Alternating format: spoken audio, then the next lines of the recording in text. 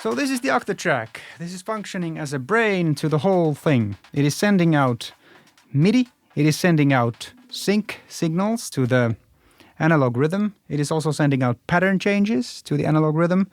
It is sending out MIDI notes to the monologue, which is doing the bass, and sync signal to Henna's delay pedal down there, so that we can have the delays in sync. And it is also sending out MIDI notes to the computer, which is doing the visuals.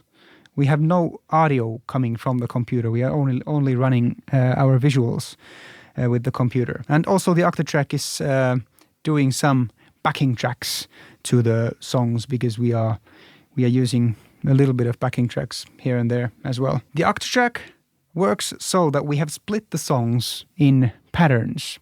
Like the song binaries, it is split into patterns A1 to A8. Pattern A3, as you can see here, is called binaries impro. When I trigger that pattern, all of these machines go into improvisational mode, which means the pattern is looping and we can play around with the themes of that song, kind of like lead the mood into that song. When we are ready, I will trigger pattern number A4, which is going to trigger the drum patterns of the song binaries. It's going to start sending MIDI notes into monologue, and it's going to start playing back the visuals of the song. So how does it all work?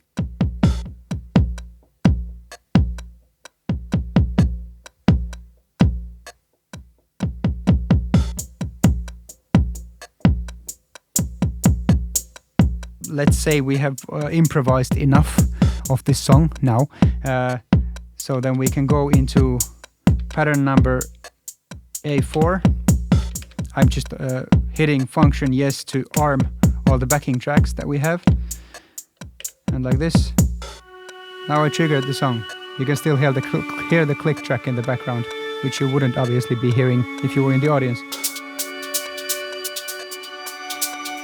And now going into the next pattern.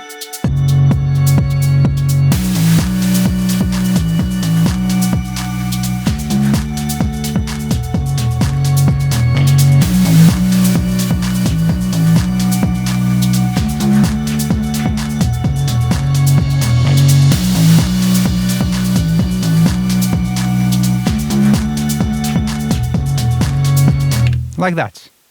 The arranger is programmed so that only A3, which is binaries impro, loops.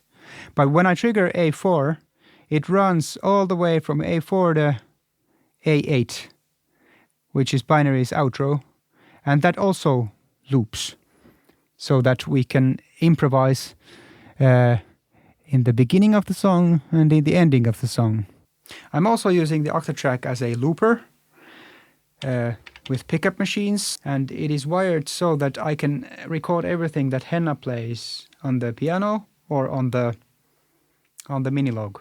Okay, let's imagine we are playing our song binaries on our gig, so I'm gonna trigger the loop, the impro loop of the song, which is A3. And so it would go so that Henna starts playing this thing. Then I record it. There you can see it recording. Then I will trigger it off, and then it starts playing it back.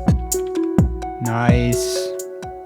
And when we have done improvising enough, then I will go to loop to pattern A4, which is gonna trigger the whole song, including the backing tracks like this. Like magic. Woo! That's it for this part of the video. On the next part, we're going to take a look at the analog rhythm more precisely. So stay tuned.